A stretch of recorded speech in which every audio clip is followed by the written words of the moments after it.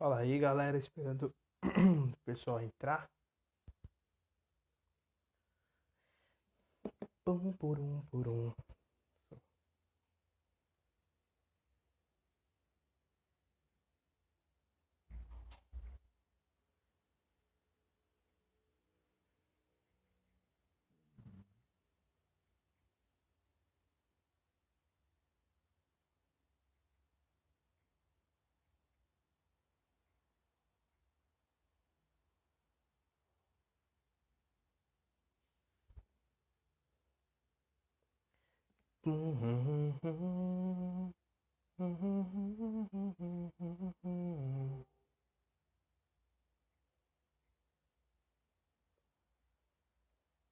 Galera entrando. Arthurzinho, saudades.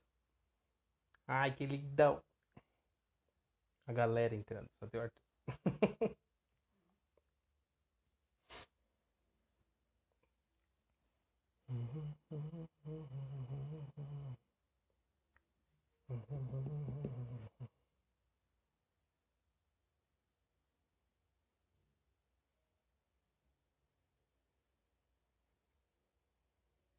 Saudades também, bonitão. Está na Espanha ainda?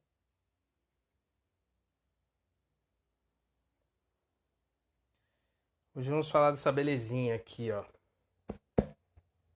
Essa coisa linda.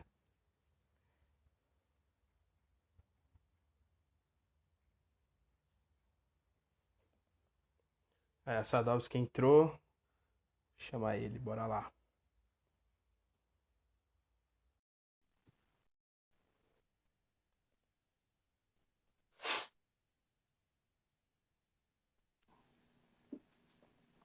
Fala, cara, tudo E bom? aí, belezinha? Belezinha, Aqui só tudo o cabelo ótimo. cresce, Peraí, viu? Aqui eu fiz uma É, live então aqui tá ontem, osso. parece que hoje meu cabelo já tá maior e a barba também. Então, assim, Eu nem tô mexendo, porque aí já é, no final da quarentena já faço tudo de uma a vez. gente chegou no ponto que a gente não liga mais, tipo, não liga. Exato, é, pra quê? Ontem eu fui no mercado com a roupa que eu dormi. Eu só botei um sapato e deixei e fui. Então, assim, Quem não, né? liguei o foda-se, não tô nem aí mais. Tá certo. E cara, eu tava falando aqui pro pessoal que já começou a entrar que a gente vai falar dessa belezinha aqui, ó. Ficou bonita essa edição. Tanto ficou maravilhosa, você tá maluco. Inclusive, Eu achei linda essa capa. o lance da fonte da letra, tá? Eu Maravilhosa também. achei bacana, achei legal. Ah, inclusive, já puxando o assunto do livro, eu quero saber quando que você leu, quando que Duna entrou, assim, quando que você consumiu Duna, se foi depois de ter consumido várias das outras obras que Duna inspirou, se foi antes, como foi? Ó, nos anos 80, nos meus anos de formação nerdística, Aham. eu tentava consumir tudo que era fantasia, ficção científica, e super-heróis, e terror, e tudo, em várias mídias. Em TV, quando tinha Uhum. como, né? Cinema, quando dava, livros, quando podia, e quadrinhos, sempre. Eu li Duna uma vez só, então, assim, a minha memória do livro é zero, quando, acho que foi na época que eu vi o filme. Eu não vi o filme quando saiu no cinema. Eu devo ter visto o filme em VHS alguns Uhum. anos depois. Então foi primeira metade dos anos 80. Foi logo quando a gente teve VHS. O meu primeiro VHS Sim. foi 85, então foi 85, 86 por aí que eu vi. Junto com a cópia É, o filme. horrorosa de um filme que não era muito bom.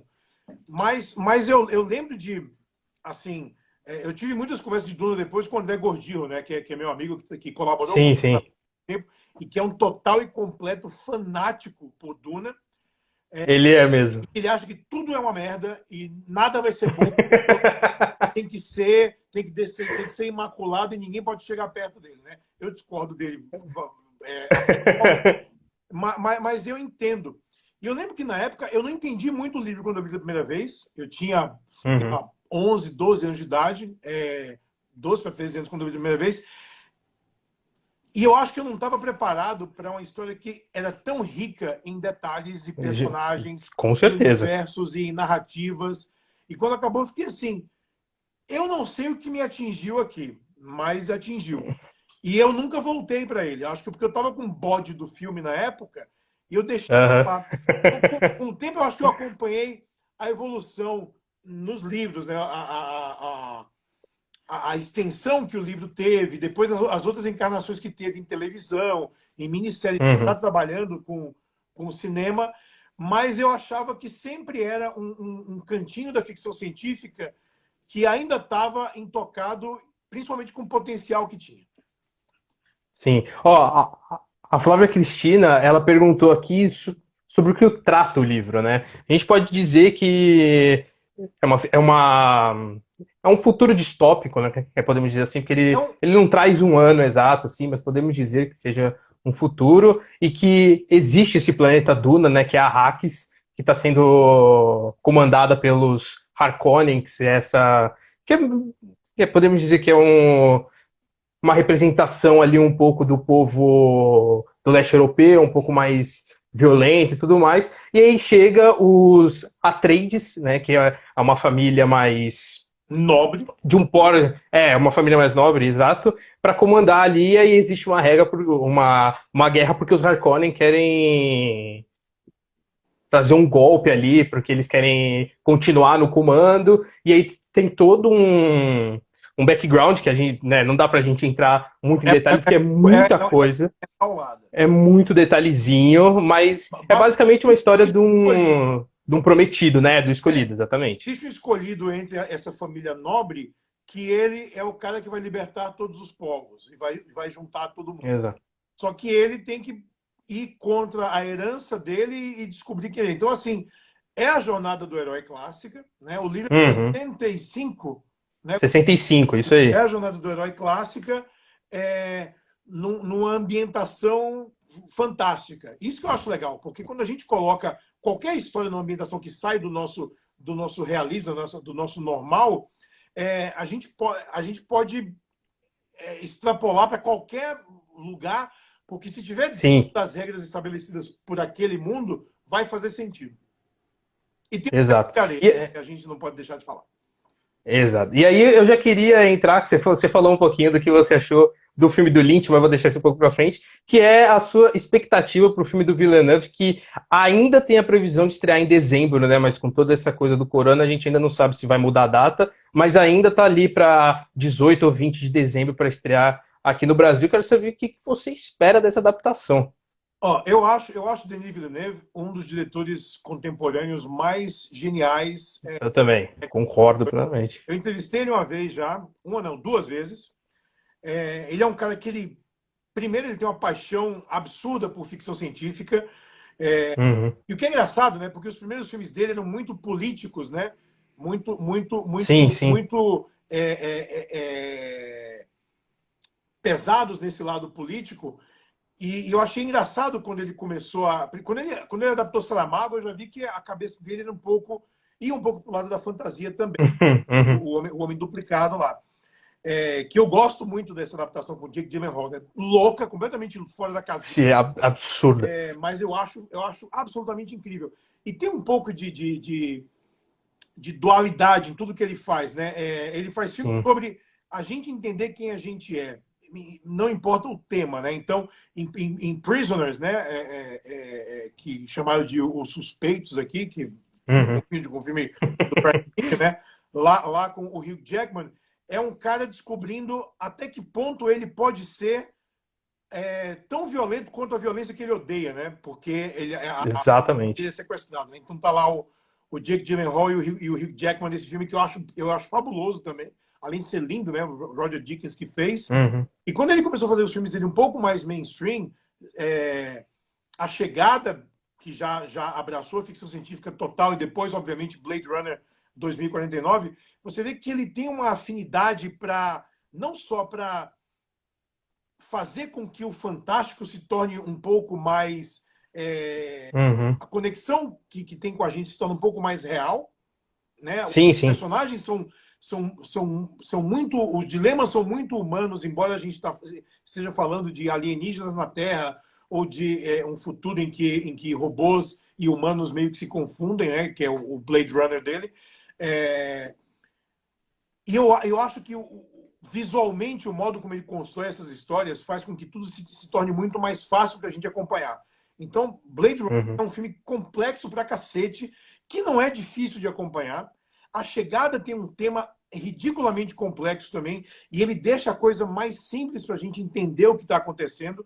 E quando Uhum. ele foi anunciado como diretor de Duna, eu pensei, cara, se tem alguém que é perfeito para pegar um mundo que é muito complexo, com muita É ele ramificação, hoje. e traduzir isso de uma forma que seja compreensível, é ele. Então, eu enxergo um pouco como o Peter Jackson adaptando O Senhor dos Anéis, né? Que Sim, exato. é um livro com muitos personagens e com muitos subplots e com muita coisa acontecendo, e que Uhum. o Peter Jackson conseguiu falar, beleza, galera, o filme é sobre isso aqui, ó, pá.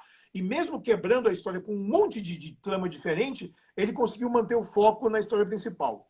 Acho eu mesmo, que Duna tem o potencial para se tornar algo épico como O Senhor dos Anéis, que tenha ramificações, Eu também que a gente concordo. consiga enxergar novas histórias dentro desse mundo criado pelo Frank Herbert no futuro, né? Indo inclusive além da adaptação da obra dele. E eu acho que o Villeneuve é o cara que tem o poder para fazer isso andar. Sem falar que esse elenco que ele reuniu é ridículo, né? É absurdo. E, cara, eu ia falar isso, porque, assim, eu comecei a ler Duna em fevereiro desse ano, né? Então, o elenco ele já tinha saído. E quando eu comecei a ler o livro e pegando as características do personagem e relacionando com quem ele tinha escolhido pro elenco, eu fiquei encantado, porque eu vi como ele conseguiu entender o personagem e conseguir trazer um ator e uma atriz que encaixasse perfeitamente ali. A Principalmente gente não no. é de sunga, mas tudo bem, né? Exato. E aí entrando um pouco na característica do Villeneuve, porque assim, a gente sabe que ele tem um trabalho bem cadencioso de trabalhar os personagens, de trabalhar o universo. Ele tem um ritmo um pouco não tão acelerado, porque ele gosta de trabalhar os Exato. personagens. E aí existe um pouco de medo ali, porque assim, eu não sei se ele vai adaptar o livro inteiro em um filme só, né? Pelo que eu vi, ele vai dividir o livro em dois, só que ele vai lançar o primeiro filme esperando que dê certo para lançar o segundo. Só que assim, a gente viu que no Blade Runner 2049 isso não deu muito certo com o público, então eu fico com certo o pé atrás para saber se esse Duna vai fazer sucesso para, enfim, ele conseguir entregar a história completa que eu tô muito Ó, ansioso, porque eu quero mesmo ver a visão dele.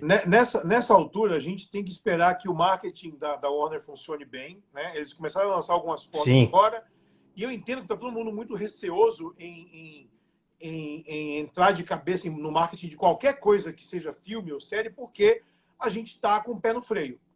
Então, Exato. acredito que em dezembro a gente já esteja indo ao cinema com um pouco menos de receio. Acho que a gente Esperamos. vai ter um novo jeito de. É engraçado, né? Eu tava pensando isso e eu li, inclusive, uma matéria na Variety, que eu vou escrever sobre isso no meu blog também, na minha coluna também, que é o quanto a Warner e a Disney estão sendo corajosas em manter as datas de Tenet e de Mulan para julho. Mesmo Sim, sabendo que em julho, se o cinema abrir, não vai ser uma coisa massificada, e eles estão exatamente. apostando na longevidade desses filmes. Como não vai ter muita coisa em cartaz e não vai ter muita gente vendo ao mesmo tempo, eles estão apostando que o filme vai ter semanas e meses para fazer uma grana e para construir o seu público, que é uma coisa que acontecia nos anos 70, 80, né? Hoje a gente vive Uhum. na expectativa do fim de semana de estreia. Se não deu certo no fim de semana de estreia, desculpa, mas você não vai ter como você recuperar esse fôlego. Talvez esse approach possa funcionar um pouco para a Duna, no sentido de o filme funcionar bem no boca a boca, né? Do filme ser lançado, Sim. as pessoas irem assistir e aos poucos isso sendo construído. E a última vez que isso aconteceu numa escala grande, com um filme grande, foi com Avatar há mais de 10 anos, né? Porque Avatar é Exato. pequeno, e aos poucos ele foi construindo o público dele até fazer o dinheiro que ele fez. Se Duna tiver a mesma pegada que o livro tem, com a mesma surpresa que a gente tem em descobrir a história aos poucos, que a gente tem lendo o livro, acho que o Villeneuve ele pode se dar bem. Porque o lance com Blade Runner é que Talvez tenha sido uma data não muito agradável. E eu gosto pra cacete do filme. Gosto muito Não, eu gosto demais também, é dele. muito bom. Mas não é um filme fácil. No sentido de Com certeza. ação e não é Matrix, sabe? Não é ficção científica Sim. acelerada. É um filme muito mais contemplativo, do mesmo jeito que o filme do Ridley Scott foi um filme muito mais contemplativo. Uhum. Talvez, no cenário que a gente está desenhando esse cinema novo agora, seja um modo mais correto da gente começar a reapreciar o cinema. Então eu espero que a data não mude e eu espero que a gente veja. Porque mesmo Blade Runner com planos para a gente expandir mais o universo, é um filme redondo, né? Um filme completo. Ele tem... Exato, sim. Então eu acredito muito que Duna vai ser um filme completo também, que a gente tem uma história redonda que não precise de uma continuação. Se ela existir, ótimo. Eu gostaria muito de ter visto um compromisso do estúdio, do mesmo jeito que a New Line teve com O Senhor dos Anéis. Tipo, é o seguinte, vamos fazer, Exato. né? Vamos fazer três, a gente não vai Uhum. esperar. A gente vai fazer os três juntos e a gente vai lançar. Então, eu acho que é um compromisso que eu gostaria muito de ter visto, inclusive com esse elenco, né? Mas, É maravilhoso, simplesmente. mas eu continuo muito Não, esperançoso que vai caminhar essa coisa aí. sim. E tem uma questão também que eu assisti o filme do Lynch logo em seguida que eu li Duna. E né, que eu senti muito que o Lynch, assim, ele tava começando ainda, né? Ele não era, e ele tava entrando assim, mais no cinema mainstream. E eu vejo que ele corre com muita coisa. Eu não consegui enxergar o Lynch que eu sempre E enxerguei. Obviamente que eu consumi outras obras dele antes. o, Lan- Oi, perdão, deu uma cortada. o David Lynch ele queria ter dirigido O Retorno de Jedi. Ele queria ter feito uma aventura de fantasia e ficção científica, né? Uhum.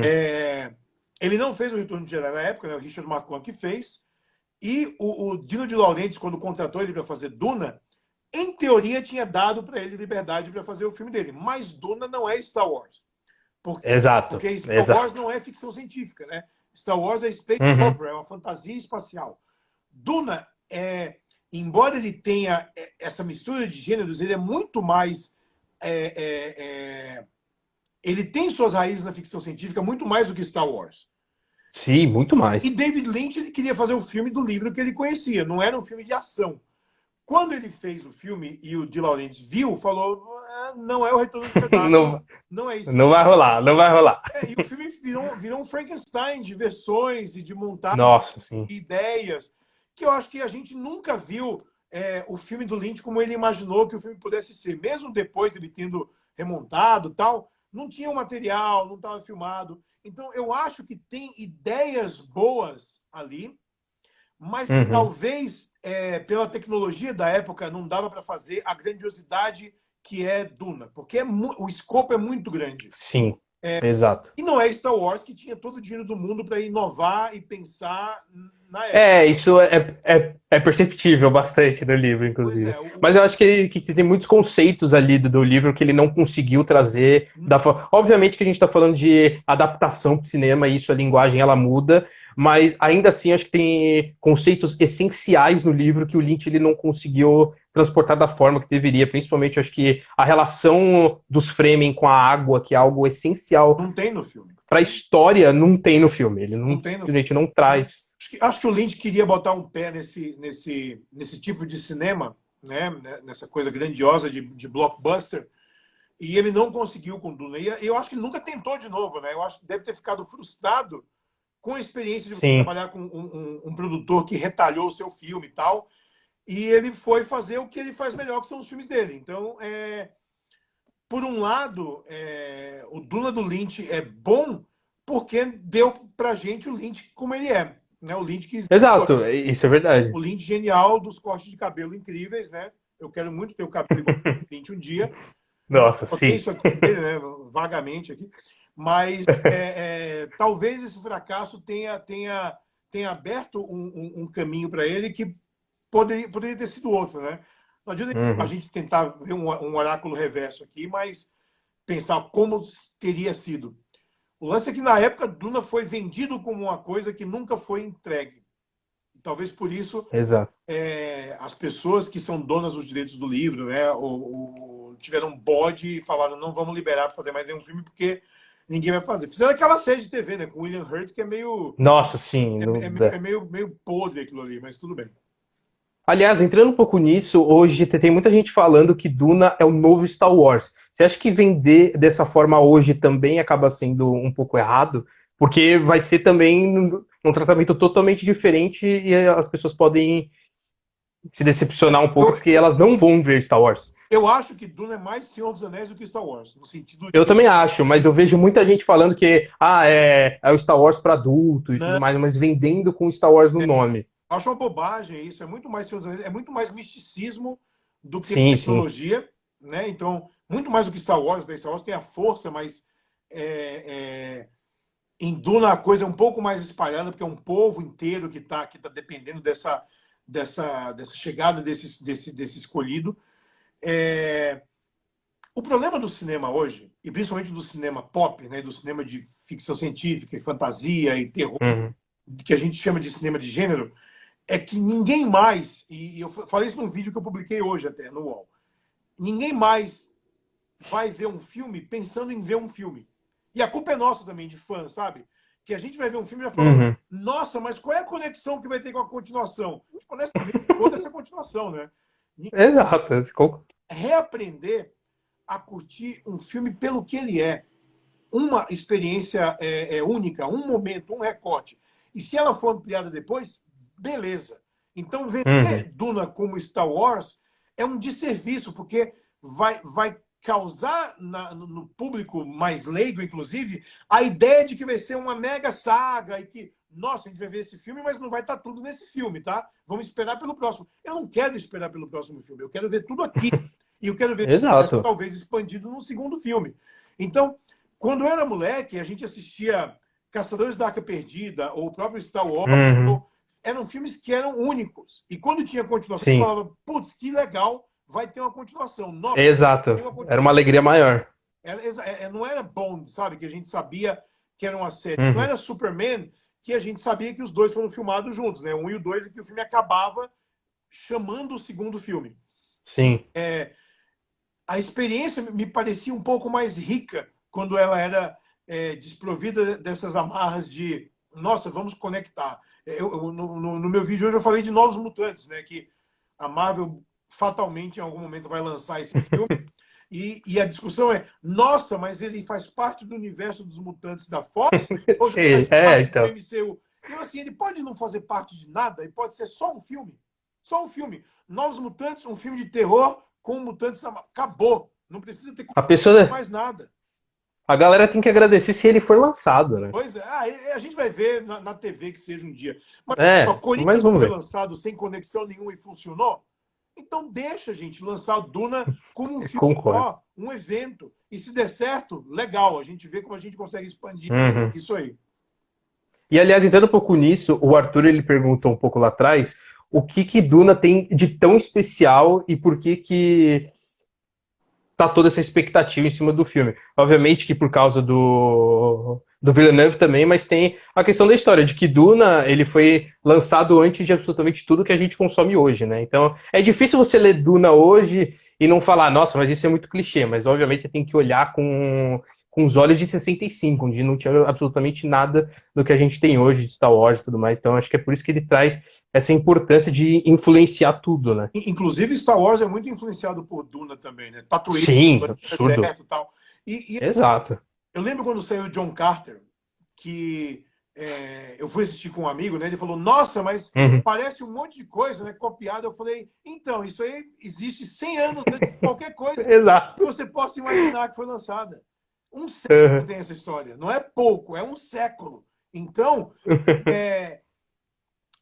é muito difícil a gente dimensionar isso agora, porque se a gente falar com qualquer diretor de ficção científica, ou com qualquer escritor de ficção científica e de fantasia, Duna Uhum. vai ser tipo o livro principal. A gente vai pegar Asimov com Fundação, vai pegar Arthur C. Clarke com 2001, que é tipo o alicerce da ficção científica moderna, né? Valerian também, né? Os franceses lá que Uhum. tiveram um pouco mais de humor e colocando uma pitada de fantasia no meio também. É importante a gente olhar para a história, é importante, mas é importante também ver que a ficção científica é o gênero que você consegue encaixar qualquer tipo de história que você queira contar. Qualquer alegoria, Sim. qualquer momento histórico da humanidade, Primeira Guerra, Segunda Guerra, Vietnã, pandemia, qualquer coisa, invasões, ataque terrorista, você pode contar essa história de uma forma com um escopo maior na ficção científica, porque é um gênero que aceita isso. Se você cria um universo que abre esses conceitos, você pode ir além, você pode contar histórias sobre... Porque a ficção científica nada mais é do que um espelho na nossa cara. Né? Por isso que é o meu Exato. favorito de todos os tempos, porque é um espelhão na nossa cara, mostrando quem que a gente é, como sociedade, como povo, como política, como ambientalista, tudo. A ficção científica vai em cima disso tudo. Duna é tudo isso. Então, Duna ele vai ser relevante hoje, como ele foi em 65, como ele seria em 84, né? Eu digo seria, porque ele não foi, e como ele continua sendo como fonte de inspiração. Acho eu que Duna, bem contado, numa mídia tão massificada quanto o cinema, né? Muito mais do que a literatura, talvez abra as portas para muito mais gente buscar essa literatura e descobrir de onde veio essa coisa toda. E aí a minha utopia pessoal maluca, né? Todo mundo vai ser feliz lendo ficção científica e descobrindo os filmes, e a gente vai ter mais filmes e mais obras que elevem a gente e que mostrem mais o que é a condição humana. E eu acho que a ficção científica Sim, seria lindo. é muito isso. Seria lindo, né? Eu lembro que o Brian Singer falou uma vez que para ele a criação, né, o personagem fictício mais perfeito de todos os tempos, de todas as mídias, livros, séries, cinema, era Spock de Star Trek. Ele falava, porque ele é tudo que o ser humano pode ser, só que ele mesmo não pode ser nada daquilo, porque ele não tem emoção, ele não consegue sentir emoção. Maravilhoso. E faz todo sentido isso, né? Porque a gente projeta em Spock tudo que a gente quer e ele reflete Exato. de um jeito muito não vou dizer calculista, mas muito didático, talvez. Sim. A Maia tá no meu pé aqui, tá? Porque ela fica. Não, relaxa. Ela fica. O João Paulo, ele escreveu aqui, ele lembrou do filme do Jodorowsky que nunca saiu, né? Nunca e saiu. que tinha Orson Welles no elenco, que ia ser... É verdade, tem o documentário de 2014, se não me engano, né? Que explica. E aí a Gabi, ela perguntou aqui, a Gabi Leão, por ser tão antiga a história, ela não pode parecer boba para quem assistir hoje, assim, pro público novo. Porque, assim, eu acho que Duna não vai parecer bobo porque ele é uma história muito madura, né, em relação à política, a jornada é muito complexa também, em relação a essa coisa do prometido. Mas para o público atual, assim, será que não pode parecer estranho? Eu acho que não, porque depende muito do público, né? Porque se a gente fala assim, sim, exato. Público que consumiu, sei lá, Crepúsculo e Jogos Vorazes, que é ficção científica, vai, e que está procurando uma história um pouco mais infanto-juvenil. Acho que tem elementos em Duna, do elenco e da história e da própria jornada do herói, que vão atrair essas pessoas e que elas vão se sentir seduzidas e envolvidas com a história também. Porque a história é muito rica. Humberto Eco já falava que na ficção existem 7 histórias, e só. Qualquer história de um planeta vai estar dentro desses 7 arquétipos que existem. Eu não lembro quais são agora, mas faz todo sentido quando você conta, né? E a jornada do herói, né, do Joseph Campbell, ela é isso, né? Ela é um círculo que o herói ele descobre qual é a missão dele, ele quebra a cara, ele descobre o chamado dele, ele quebra a cara de novo, ele consegue um auxílio, ele tem algum segredo no mundo para que ele vai despertar esse potencial que ele tem até ele voltar com esse potencial. Isso vale para todo mundo, gente. Vale para super-herói, vale para Indiana Jones, vale para Matrix, vale para Star Wars e vale para Duna também. Então, eu não acho que a história seja boba. Talvez ela seja familiar. E por ela ser familiar, eu acho que ela é mais atraente ainda para o público. Porque você vai embarcar numa jornada sem alguém ter que ficar te pegando pela mão e falando, vai funcionar assim, tá? Porque a gente já sabe como vai funcionar. Então, assim, os elementos são esses. Vão agora cavalgar um verme gigante no deserto. São as mesmas coisas que a gente está acostumado, mas de uma forma completamente diferente, né? É isso. Eu falei 1 milhão e você resumiu em uma frase. E o Dani Moraes, ele perguntou aqui qual o motivo das adaptações não darem certo, né? Principalmente no caso, o filme do Lynch, a gente acabou trazendo alguns pontos aqui, porque estavam esperando um filme de estúdio e o Lynch que não conseguiu. Mas a série, por que que a série é de 2000, se não me engano, né? Por Eu que acho, não deu certo? No... eu acho que é texto que é ruim, é não entender talvez qual que é a pegada de Duna e tentar. Na época que saiu, eu lembro que fazia sucesso Stargate SG-1, a série. Eu Uhum. acredito que quem foi fazer Duna enxergou um pouco como aquilo, sabe? Ah, tem um povo Ah, tá. e tem um pouco de misticismo tal, então a gente meio que vai por aí. Eu não consegui enxergar na série muita coisa do livro. Tem os conceitos lá, né, básicos, mas é um pouco como o Starship Troopers, sabe? Sim, O livro sim. que virou um puta filme do Paul Verhoeven, e as continuações que saíram depois, assim, todo o cinismo e toda a carga de subtexto que estava no original foi embora. Então, acho que as séries elas meio que diluíram de uma maneira não muito inteligente Uhum. a história do livro. Podia funcionar muito bem, mas às vezes, né, acontece de não ser muito por aí, infelizmente. Exato. E a gente tava falando de sequência, você chegou a ler os outros livros de Duna que Não, continuam? não, isso aí não, É, eu também. porque eu tenho o André Gordirro. É verdade. É só seguir ele no Twitter. É só seguir ele no É Twitter, ele assim, não eu precisa. nem falei para ele que ia fazer essa live agora, porque eu acho que ele ia me dar um dossiê para eu seguir aqui. Porque ele é assim, não, você não pode deixar de falar do mosquito que é. Não, eu conheço o Gordinho. O Gordinho está lá escrevendo o terceiro livro dele, então deixa ele lá com o terceiro livro dele, que tá tudo certo. Exato. E você citou Avatar.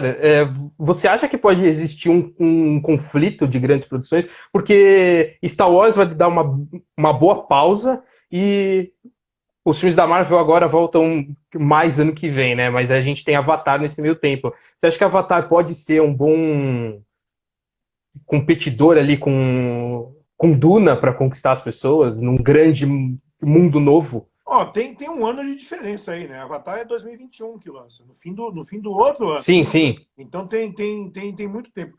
Quando muita gente me pergunta isso, né? Ah, um filme não vai pegar outro, eu falo, cara, existem 52 fins de semana no ano.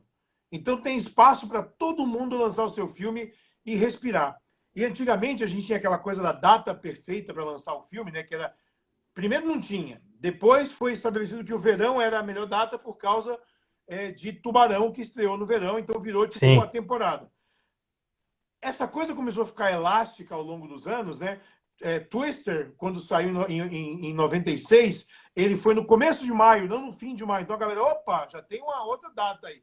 A gente vê agora filmes sendo lançados em janeiro, em fevereiro, em novembro, em dezembro. Então, acho que o cinema tem tanta coisa para poder apresentar que os próprios estúdios estão percebendo que talvez o importante seja mapear para não bater de frente com um filme grande, mas se você tiver um respiro ali, tem espaço para absolutamente todo mundo. Então, eu acho ótimo o mundo que a gente vai ter Duna, e vai ter Avatar, e tem Marvel, Não. e vai ter mais Star Wars pela frente, e fatalmente vai ter Star Trek de novo, e vai ter. Eu ia falar DC, mas DC tá difícil, né? Tá Vai complicado. ter um monte, tem tanta propriedade intelectual bacana que pode ser explorada ainda no cinema e na TV, que eu não acho que isso é uma coisa ruim. Eu acho que quanto mais, melhor. E se a gente tiver Sim, mais com certeza. qualidade, melhor ainda. Exato. É só minha carteira que fica meio assim, em dúvida se vai continuar tendo mais. Mas seguimos Aí aí. eu posso ser abusado, né? Eu falo que eu vejo tudo antes de graça. Então, eu posso. Então, eu já fui um grande parceiro seu de cabine, um grande colega seu de cabine, mas aí, com toda essa coisa da vida, acabei arrumando esse emprego que acabei me afastando um pouco. Mas aí, infelizmente, sinto falta, sinto falta. Acontece. Acontece.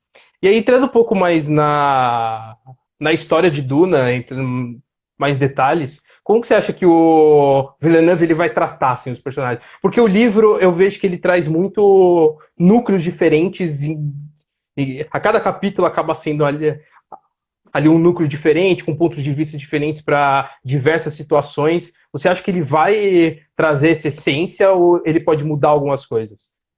Eu, Na base do chute mesmo. eu acho que o lance todo é que, obviamente, um filme não é um livro, e a dinâmica da gente Sim, assistir sim. um filme não é a mesma dinâmica da gente ler um livro, porque o modo como a gente acompanha a narrativa é diferente. Eu confio no Villeneuve para centralizar no Paul, né, Uhum. no Timothée Chalamet, e construir os outros núcleos em torno da história dele. Então, fazer essas conexões ao longo do filme e a gente vê o payoff que vai ter no fim, né? O modo como ele vai escolher terminar esse filme dele. Mas eu acho que vai ser centralizado em um núcleo com os outros meio que marginais, assim. Uhum. Como, por exemplo, foi de novo o primeiro Senhor dos Anéis, né? Que tem vários Sim, núcleos, sim. mas o primeiro filme foi centrado na jornada de Frodo, né? O segundo filme que a gente ampliou para as divisões, tipo, tinha Helm's Deep e tinha Frodo com Sam. Então eu acho que ele vai dar um apanhado de todo mundo que está nesse universo centralizado no Timothée Chalamet. E a partir daí, se tiver espaço, a gente vê quem ele consegue desenvolver um pouco melhor. Uhum. E aqui o Faria 76 ele perguntou se Duna vem de boneco. Tudo vem de boneco hoje em dia. Absolutamente tudo. Eu não sei como é que não saiu o bonequinho de Hereditário com a cabeça decepada no meio. Tinha que sair até isso. Eu Aí compraria. ele falou, Compraria. eu compraria, eu compraria. O que está na minha frente aqui, ó. Tipo, quem que ia imaginar que a mosca ia ter um boneco? Exato, por que que ele. Exato. Ele até falou aqui, vai ter aquelas minhocas gigantes de pelúcia. Por que Óbvio que não, vai né? ter, mas claro. Eu teria fácil. Assim, você não vai querer ter uma, eu vou querer ter uma. Então, óbvio que Eu vai vou ter. querer ter algumas, né? Acho que não só uma. Para segurar a porta, sabe, da minhoca, vai ser aquilo. Nossa, já joga essa ideia pra lá. Porque, assim, depende de como a Warner vai lidar com isso, né? Falando sério agora. Blade Runner não Uhum. teve boneco, né? Podia Sim. ter, mas não teve porque não era esse filme. Talvez no futuro a gente tenha alguns colecionáveis como esse que eu mostrei agora, e como está saindo agora pela NECA, vai sair a série do De Volta para o Futuro. Todos os bonecos, né? Que tá, tá maravilhosa. Adeus dinheiro aí, né? Bye bye, bye Adeus. bye poupança. Mas depende da resposta. É que assim, eu tô falando isso, eu tenho aqui na minha frente tanto boneco de cinema que eu fico pensando. Eu tenho aqui Rambo e Tron e Kick-Ass e Tomb Raider e Edward Mão de Tesoura, eu tenho o Cenobita ali atrás. Então, assim, o mundo hoje é colecionável. A cultura pop é Uhum. colecionável. Então, se o estúdio tem uma propriedade intelectual desse tamanho na mão e sabem do potencial que tem, eu acho que não é problema transformar isso em algo que vá além do filme, porque funciona muito bem. Na época de Senhor dos Anéis, é um Uhum. absurdo, né? Teve boneco de Nossa, tudo do sim. Senhor dos Anéis. Eu fiz sorteio na sete do Senhor dos Anéis, todo mundo ganhou boneco. Todo mundo tinha um boneco. E desapareceu tudo, né? Eu estava vendo um programa eu acho que é a Architectural Digest, né, gringo, que eles têm um canal no YouTube, a revista, que eles vão para Hum. casa de pessoas famosas, né? Então foram na townhouse da Liv Tyler em Nova York, que ela reformou a casa toda, então ela fica mostrando. Quando ela sobe no sótão, ela começa a abrir as caixas, ela tá, então aqui as coisas que eu tenho do Senhor dos Anéis, né, da Arwen. Então, Nossa, uma que espada maravilhoso. foda, e todos os bonecos dela com cavalo, então ela falou, um dia minha filha vai Cara, que descobrir que eu tenho isso incrível. aqui em cima. Tudo na Que caixa, ela incrível. nunca abriu. E eu fiquei assim, que desgraçada, mano, tá tudo guardado, Dá pra gente, mano. né? Coisa, não dá valor. Ó, o Wesley perguntou aqui, com a HBO Max vindo aí, será que pode esperar uma série derivada de Duna? É difícil dizer, né? Eu acho muito cedo. Eu lembro que quando começou o projeto de A Torre Negra, né, The Dark Tower, o plano inicial era fazer uma trilogia, né, para É, é verdade, é verdade. e entre o primeiro e o segundo filme e o segundo e o terceiro filme, temporadas na televisão. Então ia ter, na HBO, então iam ser duas temporadas com 3 filmes para amarrar tudo. Nossa. Aí eu li e falei, ia ser com Javier Bardem. Eu falei, cara, isso é a coisa mais genial que eu já vi na minha vida. Porque A Torre Negra é a Sim, sim. obra-prima do Stephen King. Para terminar com esse filme porcaria que a gente viu, né? Coitado de dizer, é um filme Nossa, bosta. muito triste. Então, assim, é uma tristeza. Mas, acho que muita gente vai observar como é que a Marvel vai lidar com isso com o Disney Plus, né? Porque os filmes e as Uhum. séries vão estar completamente ligadas no mesmo universo. Se funcionar como a Marvel está planejando que funcione, e muito provavelmente vai funcionar, Vai fica funcionar? muito mais fácil Exato. a Warner falar: a gente consegue expandir isso para a TV. Resta saber se esse elenco vai perdurar, né? Porque no caso da Exato. Marvel, eu lembro do Kevin Feige falar, tipo, eu estava com muito receoso em ligar para os atores e falar, então, em vez de ser filme, Falcão e Soldado Invernal, vamos fazer uma série de TV. E a resposta foi tipo, do caralho, vamos fazer isso agora, já, porque ninguém quer abrir mão de fazer esses personagens. Exato. E é um elenco Exato. tão de peso quanto o elenco de Duna. Uhum. Você vê lá o Paul Bettany e a Elizabeth Olsen fazendo WandaVision, que é impensável há alguns anos, né? Os atores do cinema Uhum. reprisando na TV os mesmos papéis. Então eu acho que abriu-se uma porta, o Tom Hiddleston fazendo Loki na TV vai ser do outro mundo. Então Nossa, isso vai ser incrível. abriu-se uma porta, uma oportunidade para quem tem produtos assim na mão, inimaginável para poder se lidar com isso, né? Então vamos ver Uhum. como é que a Warner e a HBO vão lidar com isso. Eu ia achar lindo, mas vamos ver. Nossa, isso é incrível. O Faria, ele lembrou. O Faria, a 76, ele lembrou aqui que teve colecionável de Blade Runner, sim. Do Filme? 2049. Mas É, qual? do 2049. De quem? É, então, ele só falou que teve, agora não entrou em Eu detalhes. já estou jogando no Google aqui do lado porque, né, a minha cabeça já coça. Calma, muita calma nesse momento. Muita calma. Intervalo. Paraná, Blade Runner Voltamos já. 2049. Action Figures. Não apareceu. Não apareceu nem. Vamos ver aqui. Vamos ver se apareceu alguma coisa aqui. Tem um da NECA aqui que de fato saiu. Tem no Mercado Livre. Olha só, Mercado Livre, se quiser bancar Olha aí. a live, por favor. Por favor, manda pra nós. Eu só tô vendo aqui o Ryan Reynolds. Mais ninguém, só ele. Então não foi uma linha grande, né? Talvez alguma coisa. É, deve ter sido Movie coisas whatever. pequenas. Acho que Funko Pop saiu, né? Mas Funko Pop se pá tem até Ah, nosso hoje. deve ter nosso, exatamente. Ó, o Luiz ele falou aqui: se Star Wars copiou Duna, é possível que Duna seja meio Star Wars agora. Eu já acho completamente que eu acho que Duna Quinta história, vai fugir cara. um pouco. Porque o legal do George Lucas com Star Wars, que muita gente gosta de falar, é copy. Cara, o George Lucas foi um caldeirão de influência e usou esse caldeirão para criar uma coisa inédita e original. Sim, exato. Então, assim, não existe nada como Star Wars e tudo é Star Wars. Então, eu acho esse paradoxo muito legal. Uhum. E entrando um pouco no visual que a gente viu, o próprio Gordillo foi um dos que criticaram, meio que massacraram o Chato, visual dos mano. personagens. É chato, velho. Eu sei. E que aí eu fiquei meio assim, eu não entendi o porquê que ele criticou. Eu assisti o filme do Lynch, eu entendi mais ou menos o que ele quis dizer. Mas assim, são fotos, não dá pra gente ter noção. Pois é. Mas no visual do deserto, eu achei maravilhoso aquela roupa meio de exército, mas que também serve para você conservar a água, né? É meio uma armadura para conservar a água deles. Então, o Eu acho que o é que esse. É que o problema de alguns fãs, não o Gordinho particular, mas fãs em geral, é que quando você é tão apaixonado por uma obra que não existe uma representação visual, sim, é difícil. igual vai para sua cabeça. Então, Uhum. se você lê o livro há 30 anos, como é o caso dele, né? Ele vai gostar tanto que a gente está falando dele na live. Quando você lê um livro por tanto tempo, na sua cabeça, você construiu como é aquilo exatamente. Você sabe Sim. como aquilo tinha que ser. E nunca vai ser a representação que um designer de um filme vai ter, porque ele vai ter a dele.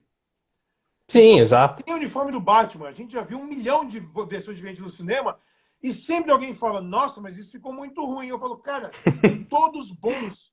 Até o de Batman, Exato. Robin com os mamilos, não é ruim. porque o conceito dele funcionava. O conceito Ah, ok. O conceito, ele conversa realmente com o universo. eu quero fazer com que a roupa do Batman seja igual à roupa de gladiadores romanos, que representavam os músculos com mamilo e com tudo, né? E não é de Batman e Robin, isso é de Batman Eternamente já. Eu falei com o designer, né, o cara que fez a roupa, que é o mesmo que fez o Quarteto Fantástico. O Quarteto Fantástico lá do Team Story lá atrás. Ah, tá. Como conceito, funciona muito bem. A primeira roupa do Val Kilmer como Batman, toda preta, é linda aquela roupa dele. E os Nossa, eu acho maravilhoso. a gente enche o saco do George Clooney porque o filme é ruim pra cacete. Mas Exato. o traje do Batman ele tem que obedecer o que o filme quer contar. Se é uma coisa mais fantasiosa, né, mais vamos exacerbar o físico humano, beleza, é aquilo lá. Christian Bale é uma roupa de batalha, beleza, é aquilo lá. Uhum. Ben Affleck, primeiro vamos fazer a roupa do Batman, o Cavaleiro das Trevas. Como ela seria se ela fosse realista. É o que eles fizeram. Em Liga da Justiça, né, eu e as 3 pessoas que assistiram, a gente sabe que é uma roupa de combate também. Então, assim, cada diretor tem o seu jeito de interpretar. Duna é a mesma coisa. A gente quer uma armadura para conservar água com a ideia que a gente tem hoje do que seria uma roupa de combate no deserto, que em 84 a gente não tinha com essa tecnologia que tem hoje, né, que os soldados têm hoje. Então, é uma versão romantizada e fictícia de um traje daquele. Achei legal. Preciso ver em movimento, preciso ver no contexto do filme. Ó, e o Dani Moraes, ele tá falando aqui que já vai ter cosplay de Duna na CCXP. Se tiver, assim, se tivesse CCXP, exato. E se sair trailer também, eu não sei se a galera vai ter que entrar muito na vibe. Vai. Com essas fotos já tem... Tomara. Mas... Eu achava que antes dessa conversa já ia ter o trailer, mas infelizmente não rolou. Não teve trailer ainda e não tem data para sair o trailer ainda, mas tá todo mundo pisando em ovos ainda, né? Então, tá muito complicado. Vai ser um mês determinante para isso tudo, para a gente ver de que forma a gente vai se comportar, porque o filme do Christopher Nolan é para ser visto no cinema, óbvio, e eu quero ver Tenet no cinema. Ele também. Pois então, a gente vai, porque até agora... Exato, essa é a dúvida. E outra coisa, se isso acontecer em país civilizado, né, que tenham governos civilizados e um povo civilizado que respeita isolamento em quarentena, é um ponto de interrogação. Aqui no Brasil, que desceu a galera para a praia hoje por causa do super... ridículo. Não vai ter, gente. Então, assim, eu não confio no brasileiro para a gente ter um cinema saudável em julho. É isso. Justo. Entrando um pouco agora nessa questão mais jornalística que a gente vive, você acha que pode ter a chance da Warner, tipo, fazer uma sessão exclusiva de cabine ali para ter o Tenet no cinema, mas não para grande parte do público, mas para os veículos de imprensa ter? Não, se o filme for lançado em cinema, a gente vai ver antes, né? Vai ter cabine normal. Sim. Do mesmo jeito. Junket do filme, a gente no UOL tem feito muita entrevista, tudo via Zoom hoje em dia, né? Então, o Chris Hemsworth e o Sam Hargrave conversando lá com o Leonardo por causa do Extraction na Netflix, via Zoom, né? Eu conversei com o Wagner por causa do Sérgio via Zoom também. Eu não duvido que algumas entrevistas agora aconteçam assim. Mantenha assim, sim. Então, provavelmente a gente vai ver o filme, mas eu acho que não vai ser aquelas cabines com 500 pessoas que os estúdios gostam de fazer. Eu acho que vai ser mais veículos mesmo, se tiver um lançamento em cinema. E é aquela coisa, não tem outros lançamentos. Se tiver o Tenet sendo lançado no meio de julho, vai ser só ele por 2 semanas. Vai ser o único. E nenhum outro filme em cartaz. Então a gente vai ter tempo para mais pessoas assistirem. Então, se um cinema que tem 200 pessoas puder entrar só 100, então vai demorar mais para as pessoas assistirem ao filme. Mas acho que é muito corajoso e muito necessário dar esse passo. E saber que pode ser um sacrifício também. Saber que o filme pode lançar e ninguém assistir. Então, eu sei que os estúdios agora estão quebrando a cabeça com isso muito, muito ferozmente para ver como isso... Sim, com certeza. A gente só tem que esperar e ver qual vai ser o resultado desse trailer todo. Exato. Bom, eu queria te agradecer imensamente por aceitar esse convite mais uma vez, É nóis. agora para falar de Duna, que eu achei um livro espetacular. E assim, antes da gente ir, não poderia deixar de falar de um assunto que está dominando o Twitter hoje, que Eu, foi fala aí. o anúncio do Zack Snyder Eu sabia. sobre a versão, o corte dele da Liga da Justiça. Não tem como a gente não saber o Eu que vou se escrever hoje espera sobre isso. disso. Amanhã vai ter textão na coluna sobre isso. Eu vou escrever sobre isso hoje. Vou ler, com certeza. Mas a única maneira de resumir é a Warner precisa fazer a roda girar. Exato. Errado eles não estão. Eu não vejo como salvar esse filme, de jeito nenhum. Não tem como. Eu acho que os fãs hardcore que pediram muito essa versão do Zack Snyder são isso aqui. A gente tá falando de um filme que já fracassou no cinema, tá? Sim, exato. Falando de Esquadrão Suicida, que fez quase 800 milhões de dólares nas bilheterias. Que é uma porcaria de filme, mas que as pessoas... Mas fez grana, Tá exato. falando de um filme que no fim de semana de estreia, Vingadores Ultimato fez a bilheteria de Liga da Justiça inteira. Então, assim, Mano, é ridículo. eu acho que vamos fazer a roda girar. Tô curioso pra cacete. Eu também, Liga eu da também. Justiça, eu assisti 2 vezes, na cabine e uma vez Nossa, mais. Eu não lembro mais do filme de tão ruim e não também. registrou. É um filme todo errado. Todo errado. É um filme Frankenstein. Eu não acho que as adições do Zack Snyder, tipo, não, o General Stenwick, na verdade, era o Caçador de Marte. Ah, mano, vai tomar no seu cu, né? Parece a J.K. Rowling inventando coisa no Twitter. Em cima da hora, né? A gente tinha um aluno em Hogwarts que era judeu, tá? O nome dele era Ansberg. Tipo, vai se fuder, J.K. Rowling. Não tinha. Não, porque o Dumbledore era gay e ele teve um romance, uma cena de sexo muito pesada com Grindelwald. Eu fico assim, na sua cabeça, né, filha? Porque não tem nos livros, não tem no filme, não tem em lugar nenhum. Mas você tirou do cu e botou no Twitter. Ela deixando. Tá no bloquinho dela, e aí ela falou: não, gente, é verdade, tá aqui, ó. Eu anotei. Parece a mesma coisa. Acho que o Zack Snyder tem um pau muito pequeno e ele ficou muito, muito, muito frustrado em não conseguir fazer o filme dele. E assim, tipo, mano, sua filha morreu, velho. E você foi cuidar de uma Tipo, deixa quieto, Então, assim, let go, deixa a vida seguir. Mas eu acho que isso não deu certo e não vai dar. Exato. Coringa. Mas eu acho que isso ele só tá rolando por causa da quarentena. Eu acho que se a gente tivesse seguindo a vida normal, esse filme nunca ia sair. Não, claro que não. É dinheiro para investir. São no mínimo 10 milhões de dólares a mais que tem que injetar para poder terminar efeito especial, para poder remontar o filme. Isso tudo é grana. Então. E a gente vai consumir? Vai. Por quê? Porque o Warner vai lançar a HBO Max e precisa de volume, sabe? Para colocar. Né? As reprises de Sex and the City dos Sopranos só vai até a página 2, né? E Friends a gente já assistiu 1 milhão de vezes. Então ninguém vai rever Friends pela 98ª vez. Vai que eu sei. Mas precisa de uma nova. E não tem, porque ninguém está filmando. Não pode filmar. Então não tem. Eles não têm volume para colocar.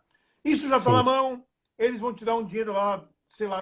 Exato. Emite 2 executivos e pega o bônus anual deles e coloca esse negócio para rodar. E eles vão e lançam esse Liga da Justiça. Mas assim, é um filme que não tem como consertar, gente. Não tem como. O filme é errado total.